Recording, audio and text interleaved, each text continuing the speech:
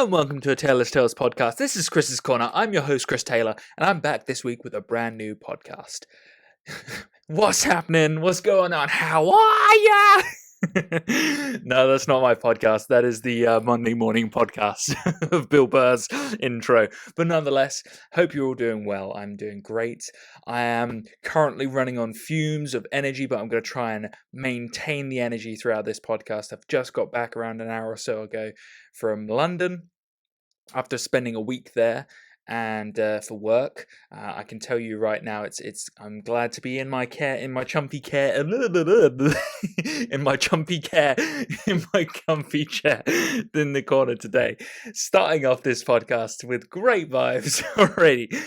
This week's been a blur of working out, getting little sleep because of staying in a hostel and then having the fan go off at like 4 o'clock in the morning, waking me up, getting up at 6:30 and then walking to work, which it turns out after using the tube on Friday, I realized like I could have cut the amount of time I took to get to work in half by just taking the tube. But I wanted to get those steps in. I'm setting an example here. I'm doing the right thing. So I did that 45-minute walk there and 45-minute walk back, as well as hitting the gym after work. So that is me. That's the most London work I'm ever going to do in my life. That's it. No, finito. Je finis. No more. Exit. But tell you what, though, even though I'm not a fan of working in London, I can definitely appreciate some of the beauty of, for instance, running in Hyde Park. I ran in Hyde Park on, I think it was Wednesday of this week. So beautiful in the evenings. I felt like I was running so fast around that area. If I'd known the area better, I felt like I could have been even faster. I felt like I could have been running at a sub 7:10 per mile pace. I think I ran at around 7:20. So that's pretty, it's okay for me. It's better than it around here in Dorset because of the hills. But when you've got flat surfaces like in London, you just feel like you're gliding. And I just felt so fast around that area. And Hyde Park is just a beautiful sort of, even in the evening, to enjoy. So I recommend that to anybody out there, as well as just walking around that area. I was having a coffee this morning and just walked around Hyde Park. It was a little bit drizzly, but it's still great to see, dogs playing about, people playing football, just a generally really nice area to be around. And the fact that my hostel was down the road from there, that was fantastic. But apart from that, one of the things that really struck me were the embassies. Like, how is no one talking about this? The extravagance behind a room or a place where people go to represent a different country. What sort of expense is spared on these houses / mansions that these people... I mean, okay, fair enough. Like the Russian Federation embassy, for instance, had barbed wire and 2 guys with machine guns in front of it, really setting the tone for Russia here. But like the rest of the countries, every single country, even like, Nepal, for instance, had a mansion like with a chandelier in it. Like, it's an embassy. It's an embassy. It's literally where people go if they're in trouble. Like, and a representation of a country in another country. Why do you need a mansion for it? You're preparing for World War with inside a country you could potentially be against? Mind blown. Maybe I'm being really stupid and that these embassies are, mansions and super overpriced for a reason. Maybe real estate is a way for them to get into the London market. Who knows? But millionaires and billionaires, playing their part there, maybe. I don't know. I was still impressed by it, by the way. Like walking through this private road next to Hyde Park where all the embassies are. It was really intriguing because like it had oak trees on either side of the road, and it just had like mansion, pounder, like on every side. And it was so intriguing to see this beautiful road and then like, oh wow, every property here is owned by a different nation. The extravagance goes on. Speaking of millionaires and like overpriced stuff, I was having a conversation with a work colleague the other day, and I find this concept really interesting because we talk about how a lot of people could criticize the rich for how they use their money. For instance, like Jeff Bezos gets a lot of slack, Elon Musk, all of these guys, they get a lot of slack, and no one ever talks about how if less wealthy people get money, how they use it. One of my mates talks about how he puts, he puts money on the lottery every week. Very interesting. For me, that's like throwing away money. You might as well just go throw it at someone's face, and just be like, enjoy the free cash. It's like, why? Like, seriously. I mean, maybe I'm being a little bit judgmental, but like the idea of, I don't know what the statistics are of somebody winning the lottery. It's something probably within 1 in a billion or something along those lines. But nonetheless, like when we have seen people win the lottery, it's absolute madness of what happens to these people. The majority of them end up losing that money within a year. They go bankrupt. They don't know how to use it. It's like spend. And my co-worker's response to that argument was that we don't hear about the people who do win it and then do use the money well. That's not the case, bro. Like, when people get money, they get extravagant. Maybe there's like a couple of cool heads out there who are like, oh, I better stay off the radar and be, like Russian Vladimir Putin with like his insane assets across all of Russia, and he just hides them and he doesn't need anybody to know about it. Maybe, but the majority of people, I can tell you this right now, are very, very egotistical when it comes down to money. And if they got even a little trick of it, it's gonna go straight to their heads. I can say this even from my own perspective. Like, for me, winning the lottery has never like interested me. I would like to, like, it'd be great. Let's say you get free money. My first thing would be, I'd be so boring. I'd just give some to my family. I would put the rest of it in housing and stocks. Boom. Let it, let the money, because, after a few years, inflation hits and that money just becomes less and less. So you need to just invest that. So I'd be a very boring person. But that won't happen. Like I said, the chances are nil. And it's blew my mind that people still put money into the lottery. Still just absolutely insane. Madness. Anyway, but, speaking of like that whole, chance thing, gambling, that fascinates me. Like people chucking money to pay off bills and debts that they have, and they gamble away more money.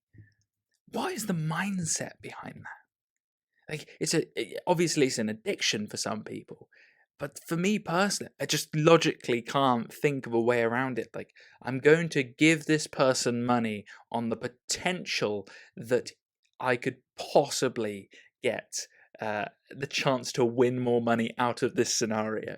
I have no clue how that makes sense in any way, shape, or form. Maybe if you're buying an asset, maybe, but like the asset's going to appreciate in value after a while. And in that sense, if you're betting on the stock market, then you're thinking, I'm going to gamble away some sort of money in that sense. I'm throwing money away at the stock market. The man stealing, the big man, the rich people, those penguins on Wall Street are taking away my money.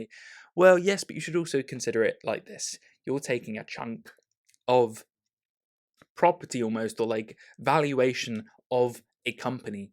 So if, let's say you take Apple, for instance, you want to buy a share of Apple. You are literally buying a portion of the company. Very small portion, but a portion nonetheless. So you're not just like buying you're not throwing that money away. It's not just going on black or red. Like, there's not something ephemeral there. It's a physical thing. I've said this before, this is why I have this hesitancy towards cryptocurrency, is that the cryptocurrency is ephemeral. There's no real true valuation towards it. And that worries me a little bit. Anyway, enough serious stuff. There's so much more things in the world that I wanted to talk about. This week, There's been so many things for me personally going on. My mind is mush at the moment. As you can see, I'm going off on rants left, right, and centre. But that can be a good thing sometimes and a bad thing in my mind. But one of the things that I did realise was I had this plan in my head where I would go to the hostel in London. I'd be able to make meals, go to Lidl, buy my shopping, and then, cook in the hostel throughout the week.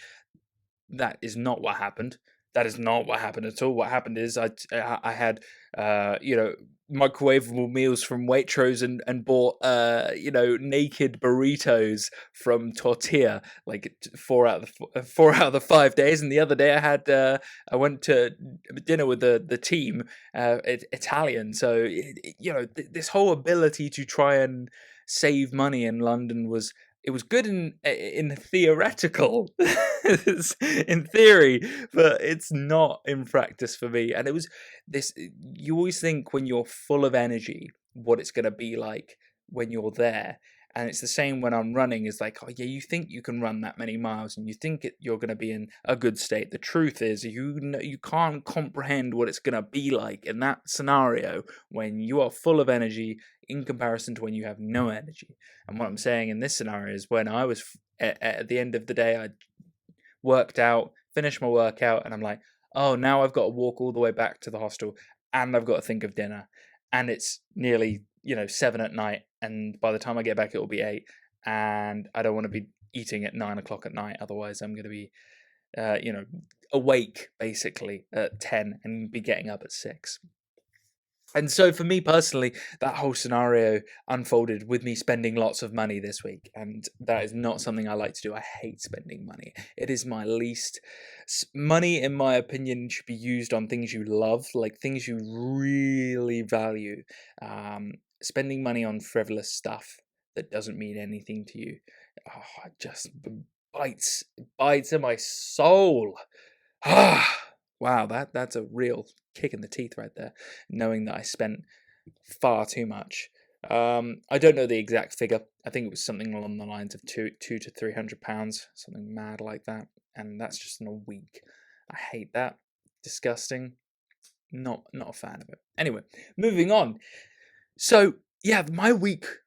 This week has been strange. I mean, there's not been much in the news recently. COVID has fell into the background. Some people are wearing masks, some people aren't. It's blah, blah, blah, blah. No one cares anymore about COVID, let's be honest. We've moved on. We're all double jabbed, and we're all moving forward with our lives. This is the fun part. This is where things get interesting. This is where the world moves back into a newer state from which it was, but allowing some sort of normality to proceed, and for people to start going back and talking about the meaningless shit that they were talking about beforehand, which happens to be funny to see that on the BBC. I don't know if anyone goes on the BBC website at all, but where there used to be Brexit, there's now climate change instead. So nobody cares about Brexit anymore. It's over. The interest is down in the pan, and COVID will be the same at some point. It will be a topic that had all this hype behind it, and then all of a sudden it just tanks. So yes, there is definitely that as well. So COVID will fade into the background, and that is what it is. So while I was working and all of these things, I did realize that when I was working out at the gym, that I probably could have, again, I spent more money on going to the gym. I didn't realize like pay as you go would be so expensive when hitting different pure gyms, for instance. When I was going to the Hammersmith one, that was £10. When I went to the South Kensington one, it was like £16-17 just for one shot. It's crazy because I used to pay £15 a month when I was back in Bristol just for an entire month of using a pure gym, which clearly is not a thing. And yeah, that hit me hard. But I really wanted to get use an actual gym for the first time in like it's got to be what we in now. We are in October. I think I used one when I was in Cambridge, which would have been July, I think. So I've just been working out from home 99% of the time throughout the past 2 years now, which we're coming up to. Yeah, crazy to think that March 2022 will be 2 years of this weird phase. Thankfully, I won't be in the UK to be able to figure that out. I will be abroad in January of this year, so of next year. Sorry, thank you. Oh, so yes, there is that, and that's going to fade into the background. The good news is that travel is opening up, and I'm really excited. I have booked a flight to Perth for January the 6th from Heathrow to Perth. At the moment, that is probably going to have to be cancelled purely off the basis that the Australian government are only letting in citizens for now. But I'm making a bet, and I would like to say that this is a calculated bet, that by the time that January the 6th rolls around, I think that they're going to allow tourists in. If it doesn't, it's a flexi ticket, so I can cancel it. And so I can become the guy who's just like, hey, it is what it is. And there's plenty of other countries that are open at the moment that I can go to. There's plenty in Europe. But the thing is, I'm trying to stay in a nice hot place. I want to be in the warm places of the world. I want to, when it's warm in Europe, I'll be in Europe. When it's cold, when it's warm in the southern hemisphere, I'm in the southern hemisphere. So that's the plan there. I am planning on. Yes. No, actually, you know what? I was going to say something there. I am going to move on from that, because that'll be a surprise. That'd be nice. So yeah, I am coming to the last 6 weeks of my job as well. So after doing the sort of week in London, I will now do 6 weeks of work from home, and that'll be it. No more time for me to be working for other people. I should be working for myself. I'm super excited. I'll be able to do more planned podcasts, not these on the fly podcasts, because I am so busy at the moment. And it will be a little less ranting and raving, and a little bit more structured, and hopefully be able to, I'm not going to make any promises purely off the basis that life is just crazy. It just moves, and you move with it, and you have no control over how things go, or how, where your life's going to be, or the energy. Like I said, your energy rises and falls like a wave. Like I said, you can't predict that. I'm going to stop trying to predict that. One thing that I got back into recently was I was listening to one of my favorite audiobooks, Buddhism for Busy People. And it was the book that got me into Buddhism back in 2017, I want to say. So around 4 years ago. And for me, it changed the way I thought about things, realized that not all religion was bad, that there are some ways of being really, positive around life, and how meditation can be linked to spirituality, and spirituality is linked to religion. And in this case, there are, within Buddhism, there are no gods. You don't worship a deity. You are just trying to become a better person, which links really well with the way I talk. I talk consistently about bettering yourself throughout this podcast. I love it. I love doing it. I love making jokes all the time, but sometimes you've got to be serious and be a little bit like, get your butt in gear and do something. Enjoy your day, but also, tick those tasks off and crack on. And one of those things is going to be me unpacking later. Oh, that's going to be fun. Not.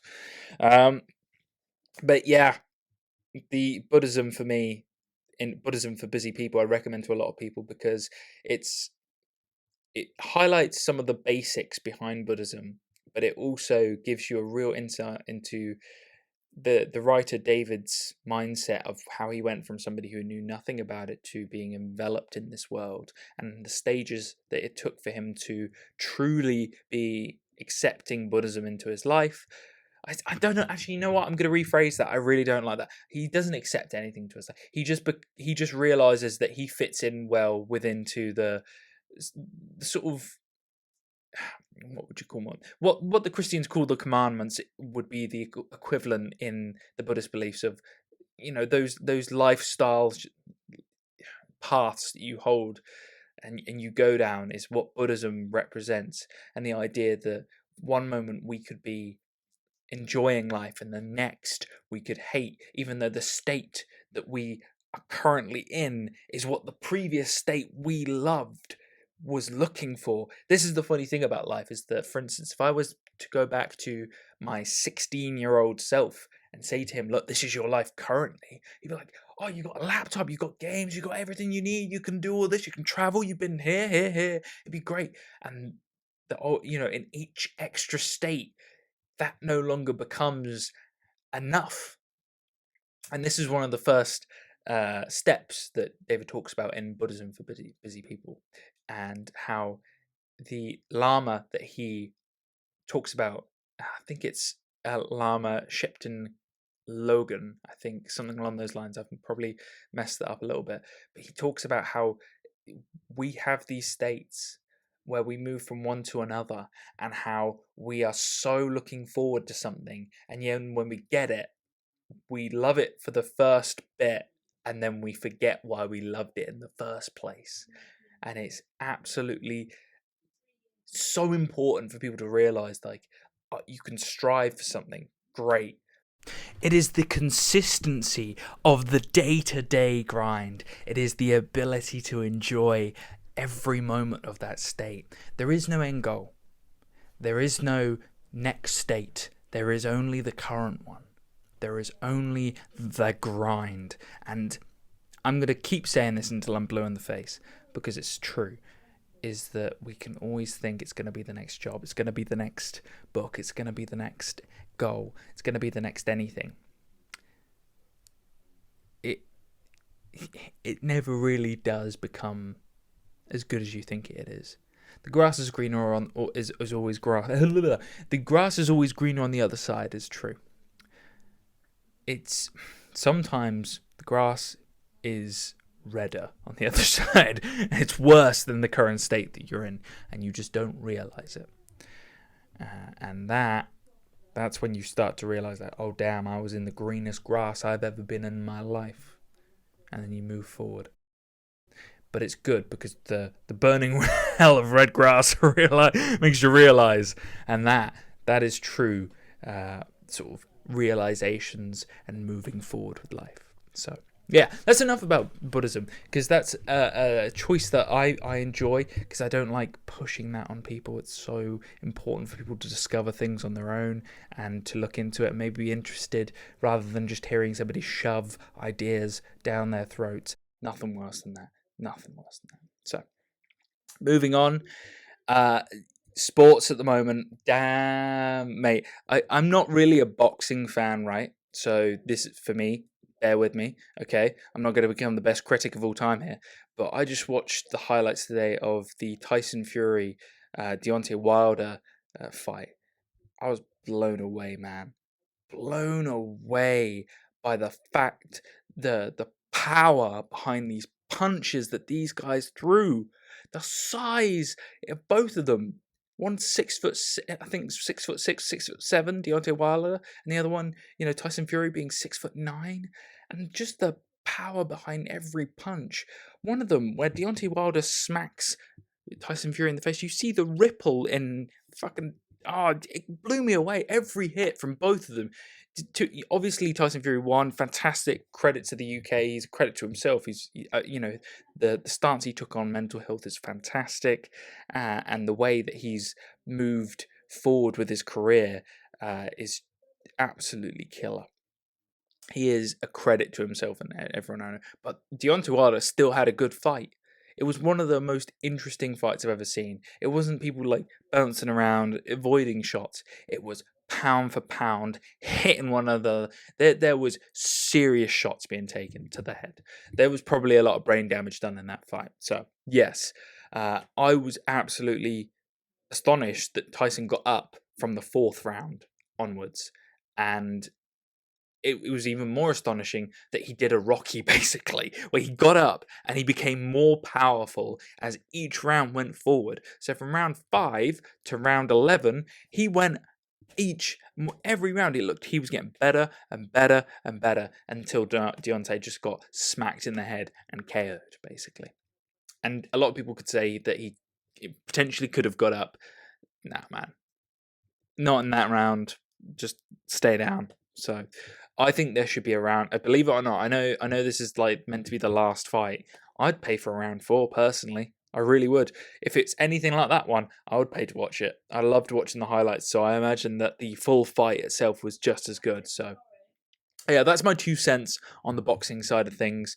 I know that's not a lot, but I don't know a lot, so I'm not going to sit here and tell you guys that I know things around that area. Currently, right now, actually, I'm going to look this up. Look this up while we're on camera. I'm going to check out what the score is for Chelsea. So this is live recording, so you're either going to see my face drop or it's going to be a smiley face based off of what's going on. Oh, excellent. Okay, we did win. Fantastic. So Chelsea beat Brentford 1-0. That's not ideal because it's Brentford, but I was potentially thinking about betting on Brentford to win because I just thought to myself in my head that they've been really pressing other teams at the moment, really pushing them and getting really good results out of other out stronger teams. I think it was Arsenal and Man U who they played against and got good results out of. So yeah, really interesting team to be in the Premier League this season and not to be underestimated, especially with players like Tony up front.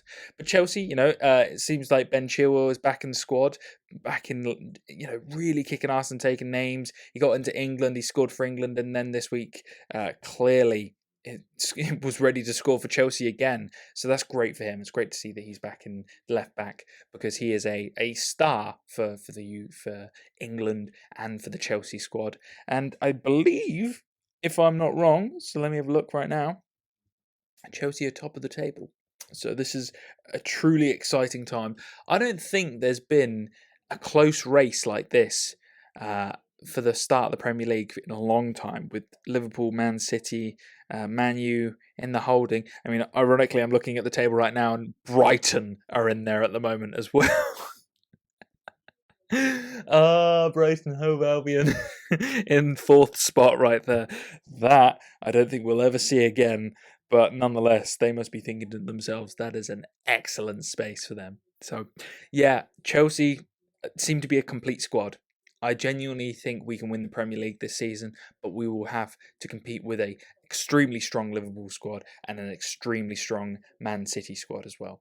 So, exciting for me on the sports front. I don't think I've got any. Is there anything else sports wise? Let's have a look. I don't think there is at the moment. Nothing too serious. Yeah, I mean, it's funny that Man U lost 4-2 to Leicester, but Leicester are a strong side, so you can't knock them. Don't underestimate Leicester. That's so it's. Oh, that's what I was going to talk about as well. Yeah, Newcastle United getting taken over by a 340 billion pound Saudi Arabian owner. How crazy is that? This is like a FIFA career mode where you have all of the assets and you just start buying every player that you want. You want Cristiano Ronaldo, you want Messi in the same team, you want Mbappe, you want Neymar, just chuck them all in there. And that's the sort of money that this guy has. I think he's got something along the lines of 10 times the amount the Man City owner has. So this January or the next season are going to be the most interesting to see what Newcastle do as a club. Obviously, they've got to get rid of Steve Bruce because he's the cheapest manager in the Premier League, and he's also a terrible manager, let's be honest. Like, Newcastle can do better. Newcastle could have done better with Rafa Benitez, let alone with Steve Bruce. So that's going to be seriously interesting. I really hope that Newcastle as a club prosper from this and really, sort of scrape away the horrible, I would say, aftertaste that Mike Ashley left for that club with Sports Direct. Ew. Oh. Ugh. Sports Direct. Ugh. No. Not for me. Not for me. Oh, it's far too disgusting for those common. No. It's for the convicts, filthy convicts. No, Sports Direct, don't avoid. Now, I remember buying footballs from them when I was younger, so can't knock them too bad. But yeah, Mike Ashley doesn't seem like the nicest bloke on the block, shall we say. So I'm glad to see Newcastle getting taken over. Now, we are at the near end of the podcast, but I do want to take this time to talk about the most popular show on the internet at the moment. Also, one of my favourite shows to have watched in a very long time. It's Squid Games. Squid Games has to be the diamond in the rough that's been discovered by the general populace the first time I don't feel like I've had this ever, where a South Korean film where me and my dad both agree on is fantastic. It's well put together. It's got great actors. It's got a great storyline, and it's got a great concept. And the world, for the first time ever, agreed upon that. Train to Busan? No. It's just, it's just like all of these like fantastic South Korean films get put to the wayside. Even Chinese films as well. I mean, do you remember the amount of Jackie Chan films that he did in Hong Kong? All those years, none of them got looked after, and they're all fantastic. Even the one where he went down the skyscraper and he nearly died, and he had to cling on at the end of it. Like, amazing, all of the film that's done out there, and only Squid Game seems to have been. I think the internet has a fantastic way of influencing a society, and this is the one of the biggest influences where I've been like, yes, this is fantastic. The characters, the beginning storyline. I'm not going to give anything away, but I will say the beginning of the gentleman has, he's hard done by life. He doesn't see his daughter very often. He's got a family. He's being supported by his mum. There's a lot of characters who are all suffering from life. They owe money to people, and then they get given this quite mysterious opportunity that turns into something quite heinous and dark and very entertaining, to say the least. So I'm truly intrigued to see what they do with the show after this season. I'm hoping they come back for a season 2, because there's so many questions that need to be answered, and it's one of those shows where the characters, even though I'm going to hold my tongue so that I don't spoil anything, I feel there's some really good characters that could reprise some roles, and it's a really fantastic show that, as well as all of the acting, the sort of design of all the characters and their characteristics, and then also what they're dressed in and how they do things and their mannerisms, because the camera's always quite specific to the people and this, and how they talk and how they progress through the story, as how either they get darker or they become more open, or in one case where it's mystery and it becomes a revelation. So it's really intriguing to watch that show and to see the world love it the way I love watching sort of foreign subtitled films. So yeah, it's a great way to end the podcast. Squid Games forever. I hope you've enjoyed this ramble of a podcast this week, and thank you for bearing with me. Thank you for this semi all over the place energy podcast. So, as always, this has been a Taylor's Tales podcast. This has been Chris's Corner. I'm your host, Chris Taylor, and I hope to see you this time next week for a more organized podcast. Bye now.